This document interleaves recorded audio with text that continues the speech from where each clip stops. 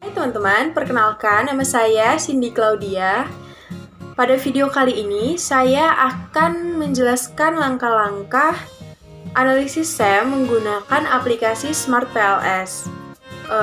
Untuk itu, mari kita simak video ini sama-sama ya. Pada analisis kali ini, saya mengambil contoh data dari analisis pengaruh kinerja karyawan dan engagement employee terhadap komitmen organisasi dengan kepuasan kerja sebagai variabel intervening.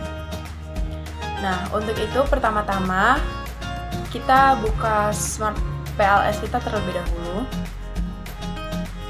Nah, namun sebelum kita menginput data ke Smart PLS, terlebih dahulu kita membuat data kita di Excel seperti ini.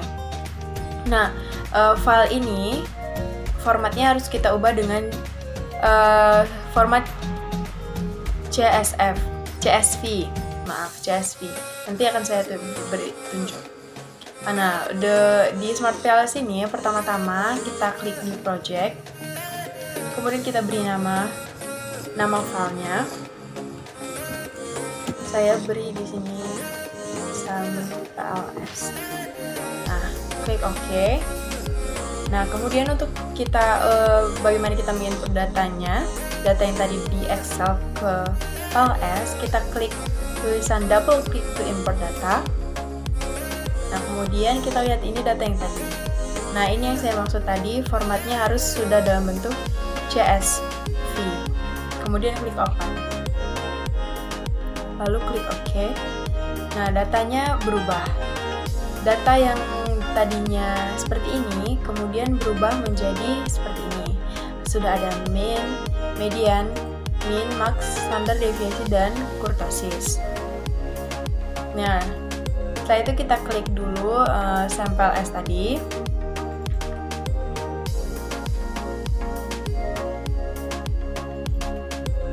Nah, maka sudah ada lembar kerja kosong kan. Kemudian kita klik Latent variabel.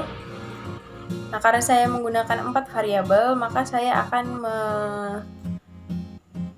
meletakkan 4 buah lingkaran ini.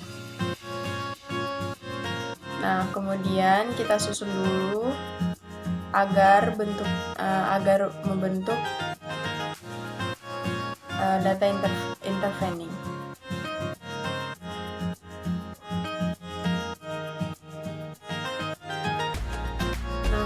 Setelah sudah rapi seperti ini, kita ganti dulu namanya, klik kanan rename. Nah, di sini saya akan mengganti menjadi X1 atau kinerja karyawan.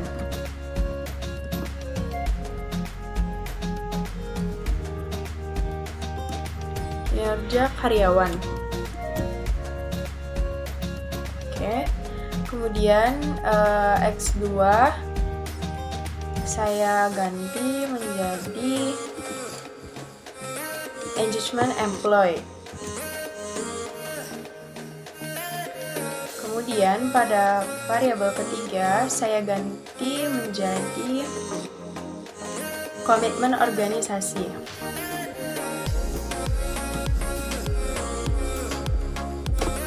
Nah, yang terakhir, maaf, di sini bukan X3 tapi variabel Y ya. Nah, kemudian kita klik OK. Setelah itu di yang keempat kita ganti menjadi variabel Z. Nah, ini kepuasan kerja. Lalu kita klik OK. Nah, setelah ini sudah kita beri nama, maka lalu kita konekkan ini satu sama lain. Kita klik connect, kemudian kita hubungkan garis ini. Kita hubungkan X1 dengan Y. Nah, kemudian X2 dengan Y dengan Z, X1 dengan Z, dan X2 dengan Z. Nah, seperti inilah bentuk data intervening. Nah, setelah seperti ini, kemudian data yang tadi sudah kita input, kita masukkan. Dengan cara kita blok dulu, kemudian kita drag ke sini ya. Nah, jika lingkaran ini sudah berubah warna, maka data ini sudah berhasil diinput. Begitu juga dengan data variabel-variabel yang lainnya. Nah, kita sesuaikan mana di mana kita masukkan variabel X1, X2, Y, dan Z.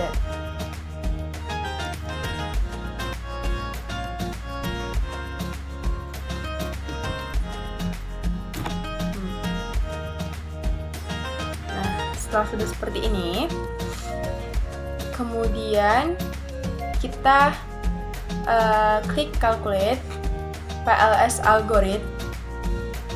Nah, untuk settingan yang sudah ada, ini tidak usah kita rubah lagi. Kemudian kita langsung klik Start Calculation. Nah, lalu kita klik Outer Loadings. Di sini akan keluar data sebagai berikut. Nah, di sini ada yang berwarna merah dan ada yang berwarna hijau.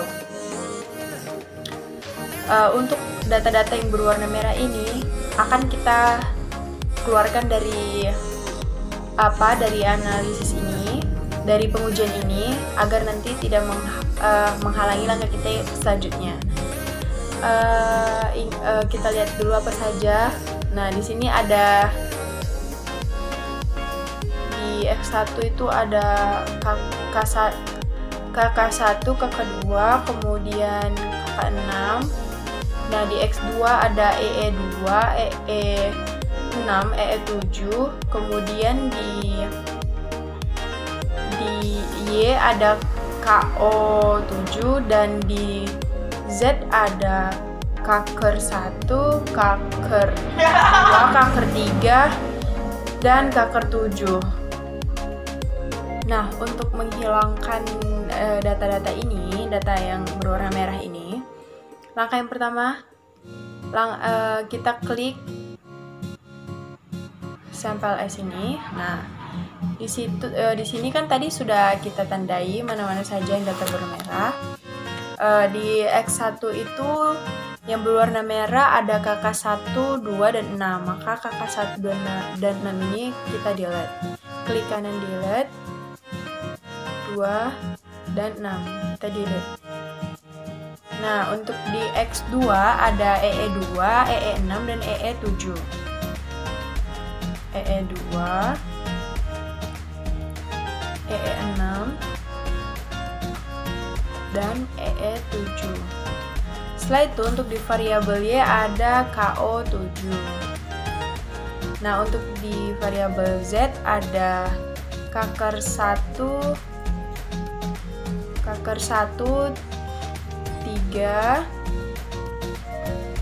4, dan 7. Nah, setelah itu kita hitung calculate lagi. Nah, kita klik calculate PLS algorithm dan start calculation. Nah, kita kembali lagi, kita klik outer loadings. Nah, di sini datanya sudah berwarna biru semua.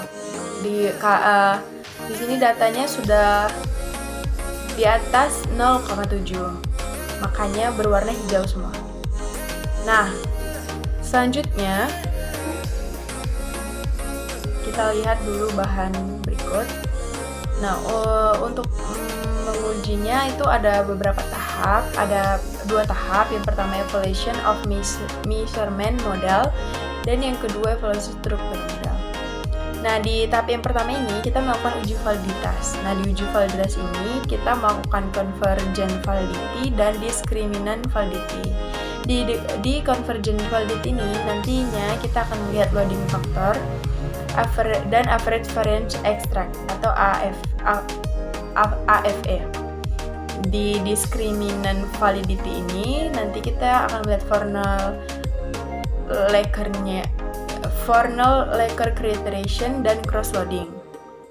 Setelah melakukan uji validitas, kita melakukan uji reliabilitas. Di sini kita akan menguji composite reliability dan Cronbach alpha. Nah, kita kembali lagi ke PLS kita.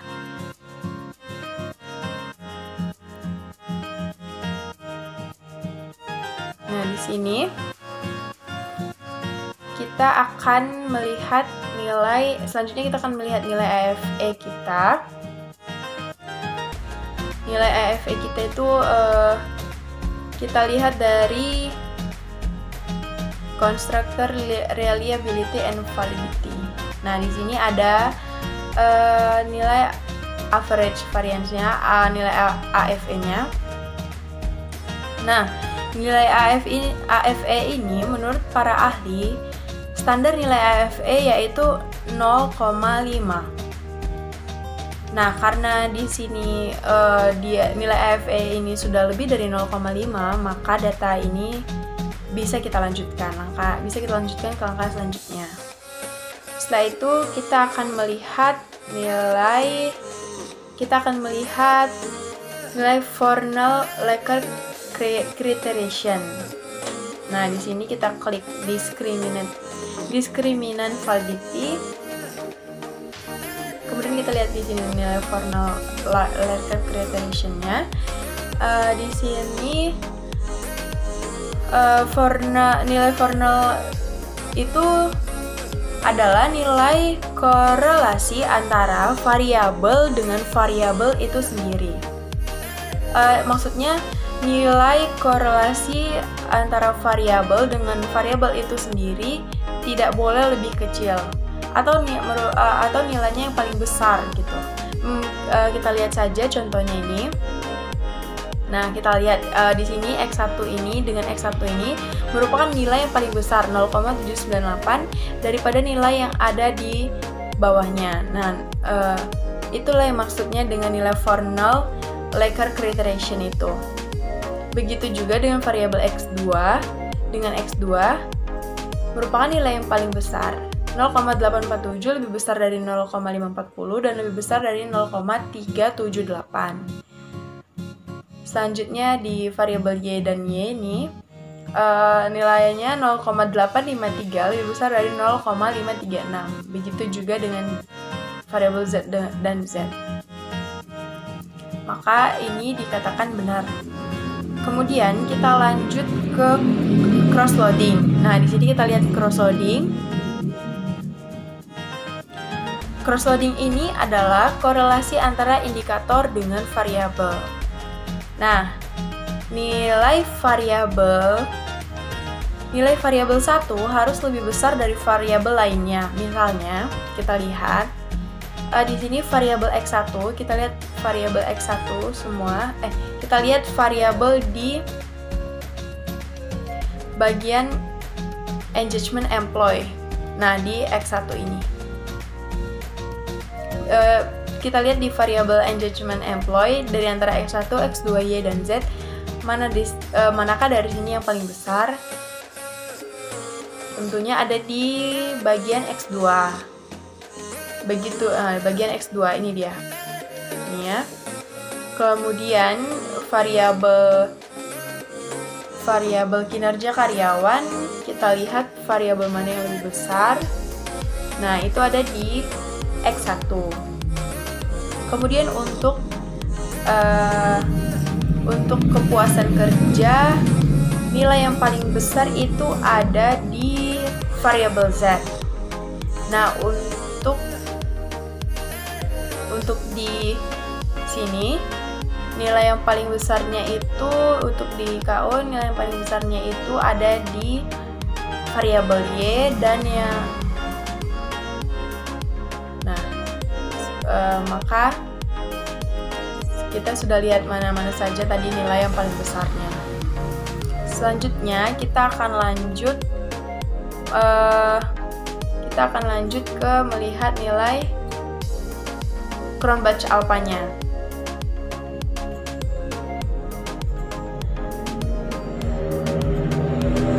Nah, selanjutnya kita akan melihat nilai Cronbach alpha. Kita akan melihat nilai composite reliability dan Cronbach alpha. Itu kita lihat dari klik construct reliability and validity. Nah, di sini kita lihat nilai Cronbach alpha. Menurut para ahli, nilai Cronbach alpha itu harus lebih dari 0,7. Nilai Cronbach alpha dan komposit itu harus lebih dari 0,7. Nah, kita lihat di sini di data ini nilainya sudah lebih dari 0,7. Maka ini bisa kita lanjutkan ke langkah berikutnya. Nah, kita sudah menyelesaikan semua tahap satunya kan. Di tahap 1 ini itu kita diharuskan untuk mengevaluasi data yang akan kita uji gitu.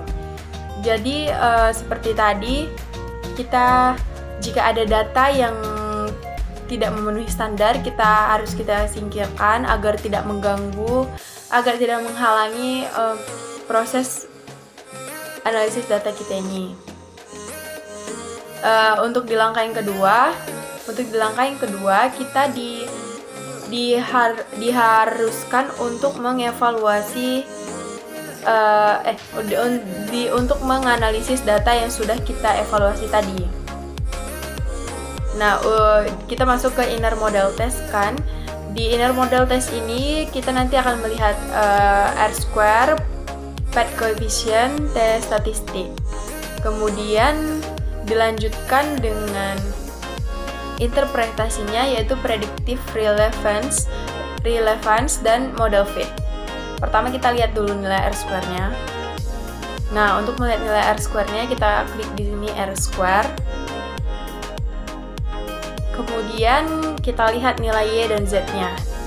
Di sini nilai untuk melihat R-square. Jadi R-square itu untuk melihat seberapa besar nilai yang mempengaruhi. Nah, di sini kalau kita lihat di variabel Y ini dan kita ubah ke persentasinya, maka di sini R-square-nya itu sebesar 67%. Artinya variabel yang mempengaruhi itu sebesar 67%. Jadi gini, variabel X1 dan X2 itu mempengaruhi Y sebesar 67%. Begitu juga dengan variabel Z, kita lihat di sini ada 0,37, maka jika kita presentasikan itu sebesar 37%. Nilai X1 dan variabel X1 dan X2 itu mempengaruhi Z sebesar 37%. Berikutnya kita lanjut ke path coefficient. Nah, kita klik di sini path coefficient. Nah, path coefficient ini menunjukkan arah hubungan variabel. Nah, jadi arah variabelnya itu punya rentang dari -1 ke +1. Nah, ini -1 ke +1. Apabila nanti di data itu memiliki nilai negatif, maka dia berada di sini, dan apabila memiliki nilai yang positif, letaknya ada di sini. Nah, kita lihat data kita. Nah, di sini kebetulan tidak ada nilai negatifnya. Maka itu artinya karena di data kita tidak ada nilai minusnya, maka artinya memiliki pengaruh yang positif. Apabila memiliki pengaruh yang positif.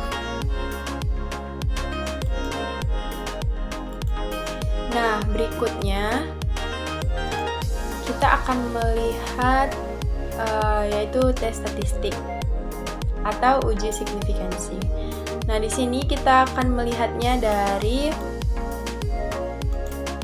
pertama kita kembali lagi ke SampleS, kemudian kita klik calculate.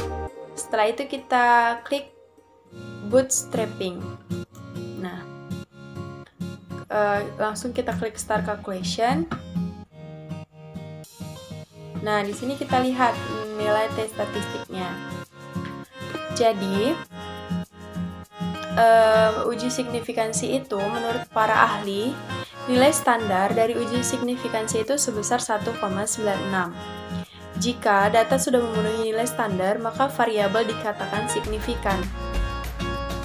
Nah, kita lihat di sini X1 terhadap Y, nilainya itu sebesar 5,649. Nilai X terhadap Y sudah signifikan karena sudah di atas 1,96. Kemudian kita lihat nilai X1 terhadap Z itu sebesar 2,154. Nilai X terhadap Z itu sudah signifikan karena di atas 1,56. Kemudian kita lihat lagi nilai X2 terhadap Y itu sebesar 2,884. Ini sudah signifikan karena nilainya itu di atas 1,96.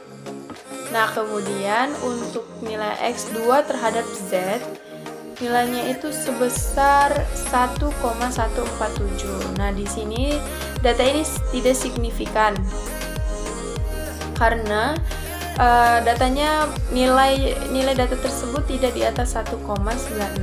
Kemudian kita lihat lagi Y terhadap Z, nilainya itu sebesar 0,481. Data ini pun tidak signifikan karena nilai datanya tidak lebih dari 1,96. Nah, selanjutnya kita akan beranjak, kita akan melakukan interpretasi. Di sini kita akan melihat predictive relevance. Nah, untuk melihat predictive relevance ini, kita kembali lagi ke SAM-PLS, kemudian kita klik calculate. Setelah itu kita klik blindfolding. Start calculation. Nah, di sini kita akan melihat di kolom ini, Q2 ini, Q kuadrat. Nah, untuk nilai ini untuk menunjukkan apakah seberapa baik nilai yang kita hasilkan. Nah, nilai Y dan Z di sini harus di atas 0. Menurut para ahli, nilai Y dan Z ini harus di atas 0. Karena di data ini nilai Y dan Z-nya sudah di atas 0, maka nilai observasinya dikatakan baik. Kemudian selanjutnya yang terakhir kita lihat model fit. Untuk melihat model fit, kita kembali lagi ke PLS algorithm dan kita lihat di sini model fitnya. Nah, untuk melihat nilai model fitnya, kita lihat di kolom NFI ini. Nah, nilai NFI ini itu untuk menunjukkan seberapa baik model yang sudah kita buat ini. Jadi terlihat di sini nilai NFI itu sebesar 0,676. Apabila ini kita presentasikan, maka akan menjadi 67% fit. Itu artinya jadi dari model yang kita buat ini, nilai model ini sudah 67 fit. Nah, itu tadi langkah-langkah untuk analisis SAM menggunakan aplikasi SmartPLS dan juga penjelasan tentang outer loadings, inner models, dan interpretasinya. Semoga video ini bermanfaat untuk teman-teman dan sampai jumpa.